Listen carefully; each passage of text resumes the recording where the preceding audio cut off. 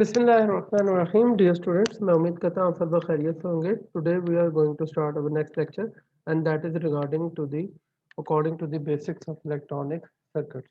तो आज के लेक्चर के अंदर हम ये सीखेंगे कि इलेक्ट्रॉनिक सर्किट्स जो होते हैं उनकी बेसिक बुनियादी बातें जो हमारे लिए बहुत ज़रूरी हैं। इस कोर्स के अंदर हमारा course basic electronics PHY 323 BS software engineering evening second semester spring 2021। So in the last lecture we have discussed about what is electronics, basic parts of electronics, जिसके अंदर हमने मेजर एरियाज को टच किया था।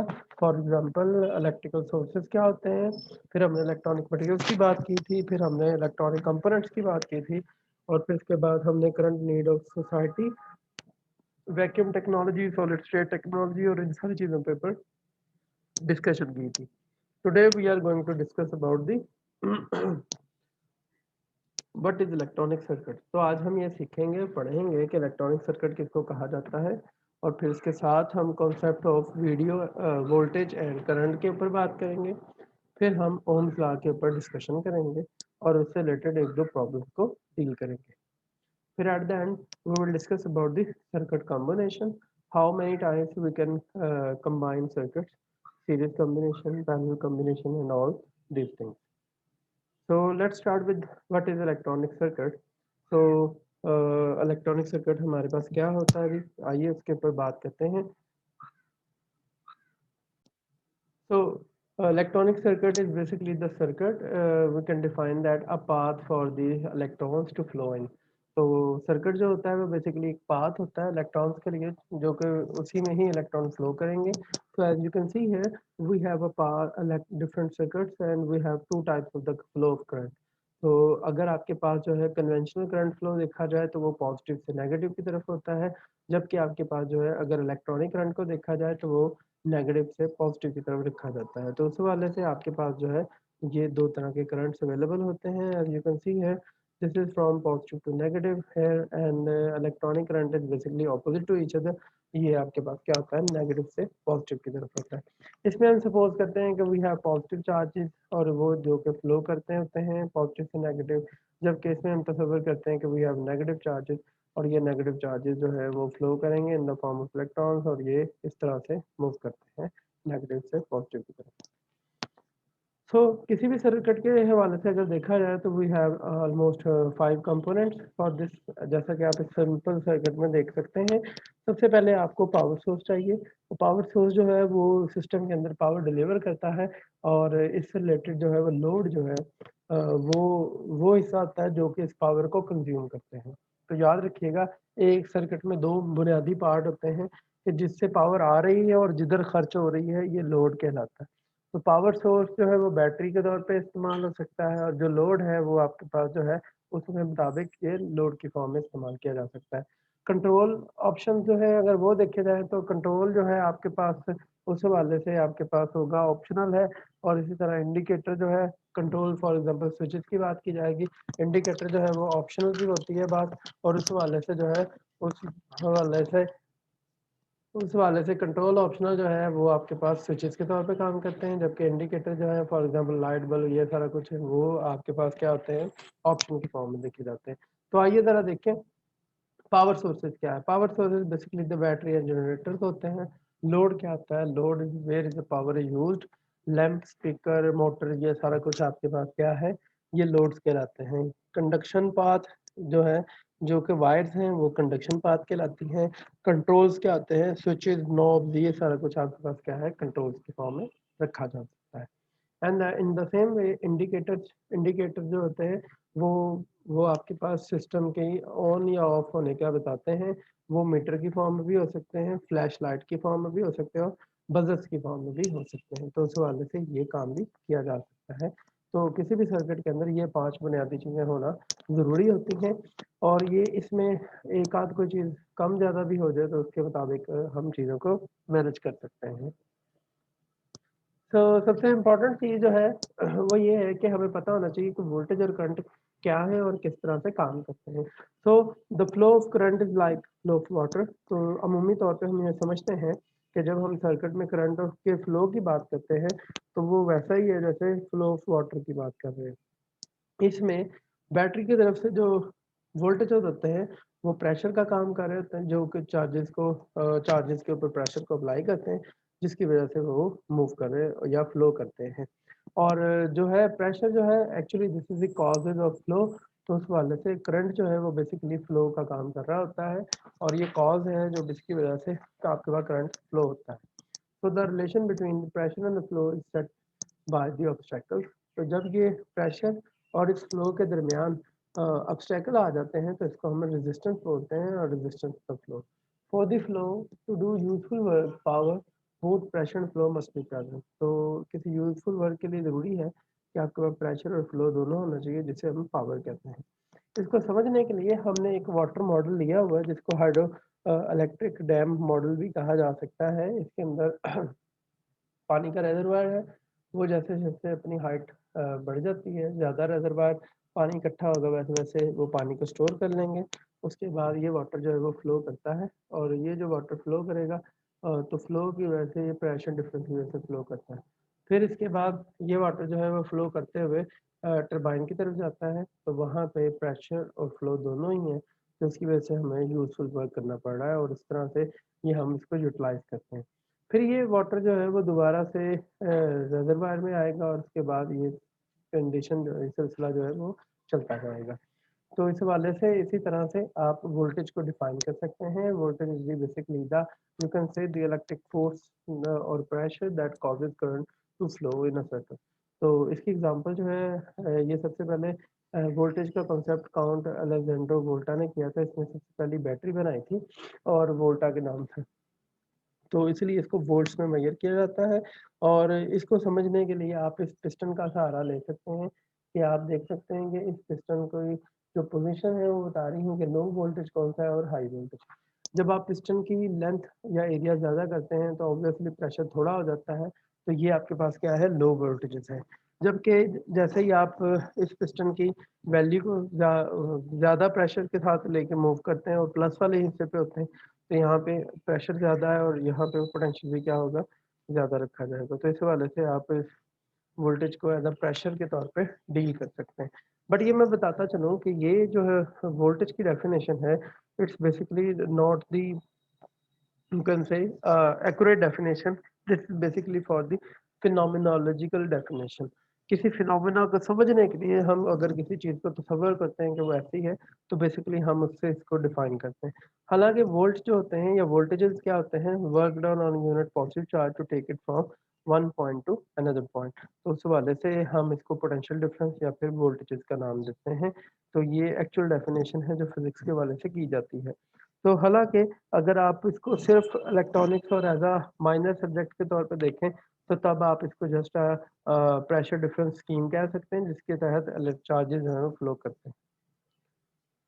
Similarly current जो है, current का concept और इसकी मेजरमेंट एंड्रे मैरी एम्पेयर ने दी थी, और इसी के नाम पे ही करंट के यूनिट को रखा गया है। और करंट को हमेशा एम्पेयर में या फिर एएमपीएस या ए और आई के हिसाब से लिखा जाता है। करंट क्या है? Current is basically the movement of electric charges. तो मूवमेंट ऑफ इलेक्ट्रिक चार्जेस को हम क्या बोलते हैं? Current.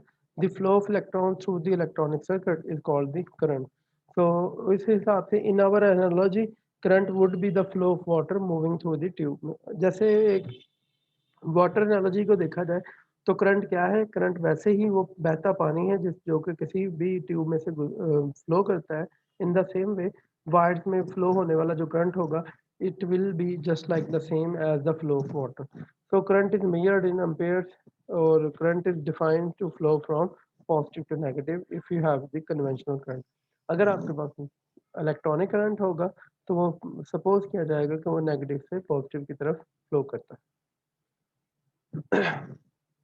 Similarly the concept of material is very important in electronics. तो उस हवाले से हमारे पास इलेक्ट्रॉनिक्स में तीन मटेरियल्स होते हैं, जैसा कि हमने कल भी डिस्कस किया था। A conductor is a material, और इसमें conductor, insulator and semiconductor. So conductor is a material, usually a metal such as copper, that allows electric current to pass easily. This is opposed to an insulator, which prevents the flow of electricity through it. Semiconductors have the intermediate properties which enable their conduction to be modified and controlled. तो उस वाले से ये तीन basic materials की types हैं। और आप देख सकते हैं कि कंडक्टर्स के साथ-साथ हमें इंसुलेटर की ज़रूरत क्यों भी आती है? Because of that for the sake of shielding आप जहाँ पे इलेक्ट्रिसिटी को खुद को शील्ड आउट करना चाहते हैं, वहाँ पे आप इंसुलेटिंग लेयर्स इस्तेमाल करते हैं। बहुत सारी अप्लायंसेस के अंदर जो उनकी आउटर बॉडीज़ होती हैं, वो सारी इंसुलेटर से बनी होती हैं ताकि अंदर वाले कंडक्टर जो हैं, वो एक-दूसरे के साथ आपको नुकसान ना पहुँचा सकें। इसकी जनरल एग्ज़ाम्पल जो है वो कॉ वो प्लास्टिक लैमिनेटेड जो है आपके पास वायर हैं, इलेक्ट्रिकल वायर्स हैं, जो कि ये काम कर रही होती हैं। Similarly another important concept that is the resistance. Resistance क्या आती है? Resistance is basically the hindrance या opposition in the flow of current is called the resistance. Resistance is anything that causes an opposition to the flow of current in a circuit is called the resistance, or resistance controls the amount of voltage and current in the circuit. Everything in the circuit has a resistance, even wire. तो वो agency जो resistance या opposition produce करती है उसको हम resistor बोलते हैं और a resistor is a device designed specifically to have a constant resistance. So it is measured in ohm. तो रेजिस्टेंस को हमेशा ओहम में मेजर किया जाएगा और इसका जो सिंबल है ओमेगा इसको बोला जाता है, ये इसके साथ लिखा जाता है आमतौर। So actually most of the people will think about that why we are going to study them about voltage, current and resistance. Then design and analysis of the electronic circuits hints on through the on thorough understanding of the relationship between the voltage, current and the resistance. So that is why it is very important for us to have the same value here. So what is Ohm law? So because as we talk about the relation between the voltage, current and resistance, then it is very important for us to understand that the express the relation between the current, voltage and resistance. It was named after the German physicist George Simon Ohm. So this is one of the most fundamental concept in electronics.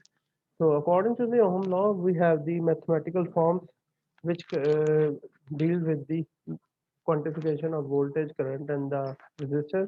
तो उस वाले से हमारे पास जो है V is equal to I R के हिसाब से ये लिखा जाता है और उसके मुताबिक जो है V is equal to I R वो आप एक जनरल फॉर्म के साथ पढ़ते भी रहे हैं और उसके मुताबिक हम देख सकते हैं किस तरह से ये जो है V is equal to I R को हम रीअरेंज करके आई और रेजिस्टेंस की वैल्यू को कंप्यूट कर सकते हैं। तो उस हवाले से I is equal to V over R. अगर आपको आई चाहिए तो आप इसको रीअरेंज कर सकते हैं, अगर आपको आर चाहिए तो आप पोटेंशियल और करंट की वैल्यू को एक दूसरे से डिवाइड करके भी ये वैल्यू को निकाल सकते हैं। So V is the voltage between the 2 points measured in volt.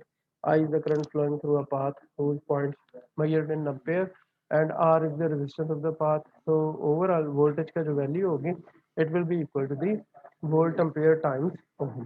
तो उस हवाले से ये आपके पास क्या आ जाएगा, ये वैल्यू निकल आएगी। तो सिमिलरली आपके पास सिचुएशन है, वी हैव थ्री सिचुएशन। पहली सिचुएशन वो है जिसके ऊपर आपने directly V is equal to I R formula लगाना है। पहली सिचुएशन के अंदर आपने V फाइंड आउट करना है जबकि रेजिस्टेंस और करंट आपको दे दिया गया है। तो according to this you can see here, यहाँ पे आपके पास करंट की वैल्यू गिवन है, रेजिस्टेंस की वैल्यू गिवन है, you have to compute the V potential. तो आप इजीली फार्मूला लगाएंगे V is equal to I R और आप इन दोनों की वैल्यू को पुट करके बैटरी की वैल्यू निकाल सकते हैं जो कि 12 वोल्ट आ रही है। So this is a very simple case. Also in the second situation, we have the value of battery, we have the value of resistance, and we don't know about the amount of current. तो उस वाले से इनको अगर आपने compute करना है तो again you have to follow the formula V is equal to I R और I के लिए V ओवर R की वैल्यू को हम चेंज करेंगे और इसको हम रीअरेंज कर सकते हैं और I की वैल्यू आ जाएगी 12 वोल्ट डिवाइडेड बाय 1 ओम। तो ये आपके पास एम्पेयर आ जाएगा, 12 एम्पेयर आ जाएगा आंसर। ये करंट है जो फ्लो कर रहा है इस दौरान सर्किट के अंदर। Similarly, we can also find out the value of resistance. If we don't know about the value of resistance, however, we know about the current and the potential difference. तो आपके पास इस दफ़ा बैटरी का potential difference जो है वो 10 volts है और आपके पास जो करंट है वो आपके पास है जी 5 एम्पेयर। तो उस हवाले से आपके पास जो है इस हवाले से आपके पास जो वैल्यू आएगी वो आ जाएगी आपके पास रीअरेंज करने से R is equal to V over I. So we have here the formula 10 volts divided by 5 ampere, तो R इक्वल टू 2 ओहम आ जाएगा। तो इस तरह से आप डिफरेंट तरह के ओहम लॉ की सिचुएशन को सॉल्व कर सकते हैं और उसके मुताबिक इसको कंप्यूट कर सकते हैं। तो इस तरह से हम इन सारी चीज़ों को कंप्यूट करेंगे। Similarly, the another important step in circuit and their components is basically the schematics of the circuit and their components. Electronic circuits are drawn using schematics which use standard model for each type of the electronic component. For example अगर आपने situation को model करना है और इसके schematic view को study करना होगा, उसके लिए आमतौर पे होता ये है कि आपके पास जो बैटरी है उसके पॉजिटिव टर्मिनल और नेगेटिव टर्मिनल के साथ आपने किसी लोड या रजिस्टर को जोड़ा हुआ है और ये ब्लू वाली वायर्स हैं। जब आप इसको सर्किट डायग्राम के थ्रू बनाएंगे तो ये इस तरह से नहीं, बल्कि आपके पास पोटेंशियल के फॉर्म में बैटरी को दिखा जाएगा। बैटरी का एक सिंबल है, उसको हम यूज करेंगे। देन वायर्स के लिए हम डायरेक्ट सिंबल यूज करेंगे जो स्ट्रेट लाइंस होती हैं, और रेजिस्टेंस के लिए वो use such type of the symbol. और फिर हम इसको लिखेंगे कि यही सिचुएशन जो है हमने मॉडल की है ना सर्किट स्कीमेटिक व्यू के साथ, और ये इस तरह से सिंबॉलिकली लिखा जाएगा। मोस्ट ऑफ द केसेस के अंदर इस तरह की डायग्राम्स को सर्किट डायग्राम्स कहा जाता है, और या फिर इनको स्कीमेटिक डायग्राम्स या सर्किट्स कहा जाता है, स्कीमेटिक सर्किट्स कहा जाता है। तो इसलिए ये जानना बहुत ज़रूरी है। इनके अलावा और बहुत सारी सिचुएशंस हैं जिनके अंदर हमें पता होना चाहिए कि कौन से सिंबल किसके लिए यूज़ होते हैं। फॉर एग्जांपल अगर आपके पास अल्टरनेटिंग करंट है तो उसको हम एक साइन वेव के ज़रिए से रिप्रेजेंट करते हैं, जो ये बताता है कि ये अपनी वैल्यूज़ को चेंज कर रहा है। ये कभी पॉजिटिव है और कभी नेगेटिव। डायरेक्ट करंट जो है वो अपनी वैल्यू को सेम रखता है, तो it is called will be direct current, और ये स्ट्रेट वायर लाइन या फिर डॉटेड लाइन से रिप्रेजेंट किया जाएगा। स्विच जो है ये ओपन भी हो सकता है, क्लोज़ भी हो सकता है, तो that is why it will be represented by this. Cell is basically the smallest part. तो ये हाई, बड़ी वाली लाइन हाई पोटेंशियल के लिए है, छोटी वाली लाइन लो पोटेंशियल के लिए है, और ये दो वायर्स हैं। तो इसी तरह से इनको रिप्रेजेंट करने के लिए हम क्या करते हैं, एक सेल को रिप्रेजेंट करते हैं इस स्कीमेटिक से। जबकि बैटरी के अंदर बहुत सारे सेल्स होते हैं, तो इसके लिए रिप्रेजेंट करने के लिए हम क्या करते हैं कि एक बड़ी वाली फिर छोटी वाली, फिर इसको अटैच किया जाता है बड़ी वाली के साथ, जो कि ये बताते हैं कि ये आपस में सारे के सारे क्या है, सीरीज कॉम्बिनेशन के साथ जुड़े हुए हैं। इन द सेम वे अर्थ को रिप्रेजेंट करने के लिए ये सिंबल है, इंडिकेटर के लिए ये, लैंप के लिए रिप्रेजेंटेशन से सिंबल से की जाती है, वोल्ट मीटर के लिए इधर से, एम मीटर के हिसाब से हम ये सिंबल यूज करेंगे जो सर्कल लगा के ए लिखा जाएगा। कैपेसिटर के लिए हम जो है वो एक जैसी लाइनें इस्तेमाल करेंगे, वर्टिकल लाइन। ट्रांसफार्मर के लिए जो है आपके पास इस तरह से कॉइल्स वाली सेटिंग की जाएगी। रजिस्टर के लिए आप एक ब्लॉक बना सकते हैं, और रजिस्टर वेरिएबल रजिस्टर के लिए इसके ऊपर एरो अप्लाई कर सकते हैं। इन द सेम वे आप रजिस्टर के लिए ये वाले सिंबल भी बना सकते हैं जो आप लोगों ने पढ़े हुए हैं। ये किंग्स जो हैं ये बताती हैं कि there will be the different flow और अननेचुरल फ्लो, और there will be the variation in the current. तो उस हवाले से आपके पास जो है वो ये सारी चीज़ें नोट की जाएंगी। Whenever we apply the variable और इंडिकेटर है, तो जिसका मतलब ये होता है कि it could be vary from low value to high value. So here is the electronic circuit जिसको हम पढ़ना चाह रहे थे। तो अब आप कह सकते हैं कि for electrons to flow continuously there must be a complete circuit in which electrons return to their source. So in this way you can see we are interested in the electron motion, so that is why this will be the electronic circuit here. This electronic circuit has the motion from low potential to high potential of the electrons, so that's why this is represented here. तो अगर आप देखें तो electron घूम के battery से निकल रहे हैं, बैटरी से फिर दोबारा उसमें एंटर होते हैं, फिर इस वाले से ये स्टेप बाय स्टेप मूव कर रहे हैं, और it's basically the cyclic process. तो in the same way whenever we have a reservoir से आप उसको पानी को यूटिलाइज करते हैं, फिर दोबारा से उस रेजरवायर के अंदर पानी जा रहा है और दोबारा से ये सिस्टम चलता रहता है। In the same way we have the situation in electronic circuit. So किसी भी सर्किट के अंदर एलिमेंट्स को कितने तरीकों से जोड़ा जा सकता है। We have actually three methods for this to having such combination. तो एक कॉम्बिनेशन ये है कि जिसके अंदर आपके पास सारे के सारे एक लाइन में जोड़ दिया जाए और उसमें करंट जो है वो एक साथ फ्लो करे। इस तरह की सिचुएशन को हम कहते हैं it is called the series circuit और सीरीज मेथड। इसके अंदर इसके अंदर आपके पास सिचुएशन ये होगी कि आपके पास देयर इज ओनली करंट जो होगा वो सिर्फ और सिर्फ एक डायरेक्शन के अंदर फ्लो करेगा और उसी के मुताबिक ही ये फ्लो करता रहेगा। So if this circuit was a string of bulbs or one blue or become open circuit, then the remaining bulb will turn off. अगर आपके पास ये सर्किट के अंदर बल्ब तस्वीर कर ले आप लोग, तो अगर एक बल्ब बंद होगा तो ऑब्वियसली सारे के सारे बल्ब बंद हो जाएंगे। तो इसका मतलब ये है कि आपका जो करंट होगा वो सारा एक ही डायरेक्शन में मूव करता है। The circuit component in series experience the same current in same direction. तो इसलिए याद रखें कि सीरीज में जो सर्किट का करंट होता है वो सेम होता है सबके लिए। Similarly, we have second situation, and that is the parallel circuit. Parallel circuit is one that has two or more paths for the electricity to flow, similar to a fog in a river. So in other words, the loads are parallel to each other. So we have a load one, load two. तो ये सारे के सारे एक दूसरे के क्या होंगे? पैरेलल होंगे। तो आप कह सकते हैं कि पैरेलल कम्बिनेशन के अंदर वोल्टेजेस क्या रहते हैं? सेम रहते हैं, जबकि करंट जो होता है वो वेरी करता है। तो यहाँ पे दो तरह के डिफरेंट करंट्स हैं, हालांकि पोटेंशियल डिफरेंस जो सबका सेम है। So we have another situation that is the mix circuit. Mix circuit के अंदर आपके पास जो है वोल्ट्स जो होगा वो आपके पास वो आपके पास होगा। इस सर्किट में आप ये देख सकते हैं कि ये आपके पास मिक्स सर्किट है, जिसके अंदर सीरीज में भी चीजें लगी हुई हैं और पैरेलल में भी लगी हैं, और उसके मुताबिक ये सारी चीजें होंगी। एक बात और मद्देनजर रखते जाएं कि आपके पास जो एम्पेयर है या एम मीटर है वो सीरीज में लगाया जाता है हमेशा, जबकि जो वोल्ट मीटर है वो आपके पास क्या होता है, हमेशा पैरेलल में लगाया जाता है। So in this discussion today, we will talk about basic power, basic combination and the basics of the electronics। ये आज के लेक्चर के अंदर हमने सारा सीखा है। तो इंशाल्लाह अपने नेक्स्ट लेक्चर के अंदर हम सर्किट टाइप्स और सर्किट एनालिसिस की बात करेंगे और हम सीखेंगे कि किस तरह से हम सर्किट को एनालाइज कर सकते हैं। इंशाल्लाह हम नेक्स्ट लेक्चर में डिस्कस करेंगे इन सारी चीज़ों को। तो मैं उम्मीद करता हूँ आपको इन लेक्चर की समझ आई होगी, जितना भी कुछ आज हमने डिस्कस किया है। फिर भी किसी किस्म का कोई प्रॉब्लम हो, किसी को कोई डिस्कशन करनी हो, then you can join our Zoom meeting interactive session such as Zoom meeting, WhatsApp group और यूट्यूब कमेंट सेक्शन। अपना सब लोग ख्याल रखिएगा जी। अल्लाह हाफिज़।